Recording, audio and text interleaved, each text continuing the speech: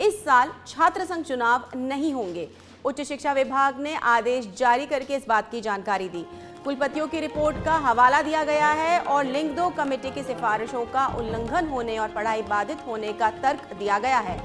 आपको बता दें, इस साल छात्र संघ चुनाव नहीं होंगे। लिंग 2 कमेटी की सिफारिशें और पढ़ाई बाधित होने का तर्क दिया गया है, जिसके चलते कुलपतियों ने इस साल छात्र संघ नहीं कराए जाने की बात कही है। इस साल यूनिवर्सिटी में छात्र संघ चुनाव नहीं होंगे।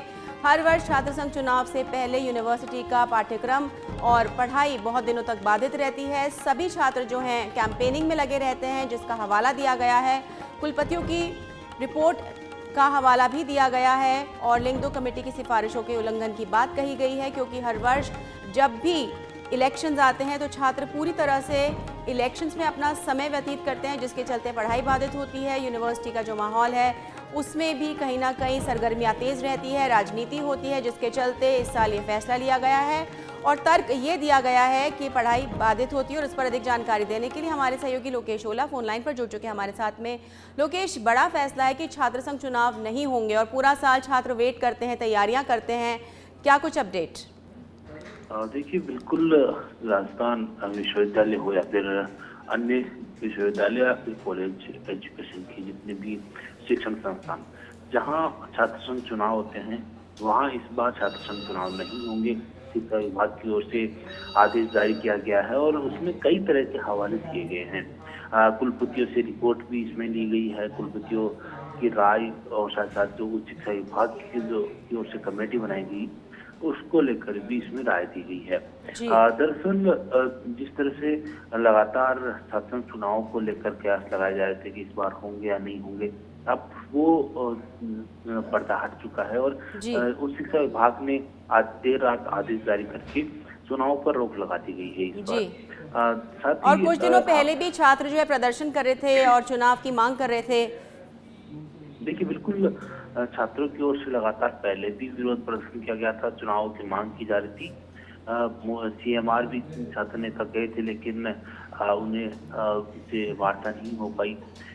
बात करें तो जिस तरह से देर रात जो आदेश जारी किया गया, उसके बाद से राजस्थान विश्वविद्यालय गेट पर तमाम छात्र नेताओं ने विरोध प्रदर्शन किया और सरकार का पुतला दहन भी किया और साथ ही नारेबाजी भी की।